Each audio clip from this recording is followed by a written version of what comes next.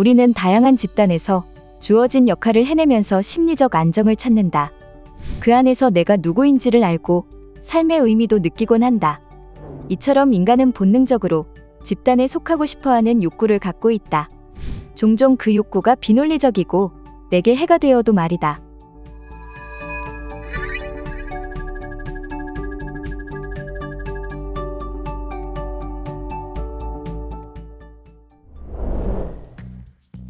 여기 한 금연 모임이 있다.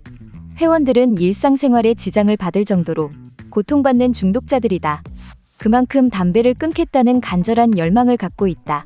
모임을 주관한 병원은 같은 목적을 가진 이들이 힘을 합하면 더 성공적으로 금연할 수 있다고 생각해 모임을 지원했다.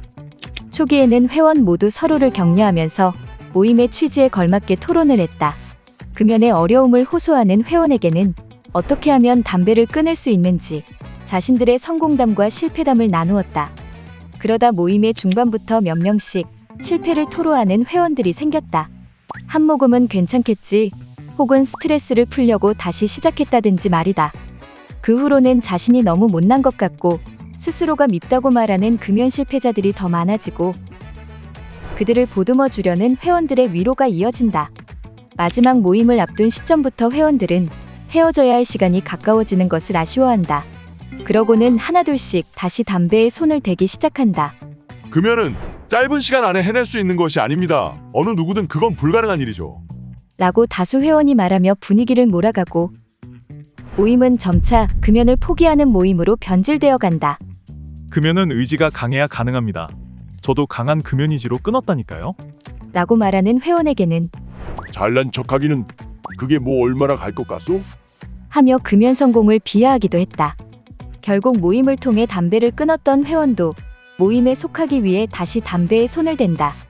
종종 강한 금연의지로 담배를 끊었던 사람이 다시 피우게 되었다고 실토하면 다른 회원들은 영웅이 살아 돌아온 듯 환호하기까지 한다. 심리학자와 정신과 의사가 여러분, 이 모임의 목적은 담배를 끊는 것입니다. 담배를 피는 행동에 환호하는 것은 목적에 반하는 행동입니다. 라며 지적해도 모임 회원 모두 전문가의 말을 흘려듣는다. 이처럼 집단에 인정받고 싶은 욕구는 극단화의 밑바탕이 된다. 니코틴 중독자들은 이 모임을 통해 자신이 흡연하는 행위를 인정받고 지지받으며 사회의 부정적인 시선으로부터 보호받는다고 느꼈을 것이다. 그래서 아이러니하게도 니코틴 중독자 모임을 계속하기 위해 금연에 성공한 회원을 배척하고 금연에 실패한 회원을 반기는 비논리적인 집단 생태 현상이 나타난 것이다. 한 가지 현상에 대한 극단의 주장들이 나름의 논리를 앞세워 소란을 피울 때 우리는 어떻게 대응해야 할지 생각해봐야 한다.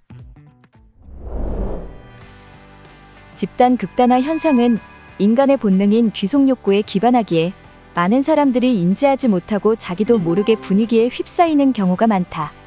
비슷한 사람이 뭉쳐서 집단을 이루기에 사람들은 더욱더 자신이 속한 집단은 자기와 의견이 비슷하다고, 아니 그래야만 한다고 생각한다. 그래서 같은 집단의 구성원이 다른 의견을 갖고 있으면 훨씬 더 심하게 그에게 압력을 가한다.